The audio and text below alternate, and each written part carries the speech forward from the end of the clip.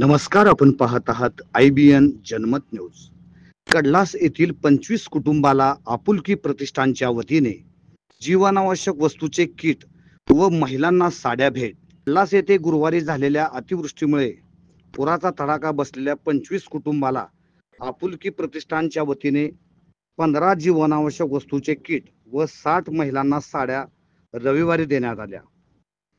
गहू, आटा, तांदूळ, साखर, तूर डाळ, मसूर डाळ, शेंगदाणे, चहा पावडर, खाद्यतेल, साबण, टूथपेस्ट, बाटली तसेच लहान मुलांना बिस्किट आदीसह 15 वस्तूंचे किट व 60 महिलांना साड्या देण्यात आल्या। यावेळी आपुलकी प्रतिष्ठानचे अध्यक्ष Rajendra Yadav, Arvind Kedar, Suresh Kaka Chougule, doctor Vidhin Kamble, doctor BS Gaikwad, Ramesh Godse, engineer Vijay Nagne, Rahul Takle, प्राध्यापक संजय मुंढे, सोमनाथ सपाटे, चंद्रशेखर कवडे, प्रमोद दौंडे, अतुल वाघमोडे, संजय काशी, दत्तात्रय नवले, प्रसन्न कदम, बाळकृष्ण चांडोले आदी आपुलकी सदस्यासह कडलास येथील सुनील पाटील, ॲडव्होकेट सतीश लेंडवे, दत्ता टापरे, प्रशांत तेली, डॉक्टर विजय बाबर, बजरंग कोळी यांचेसह नागरिक व आपुलकीचे सदस्य उपस्थित होते।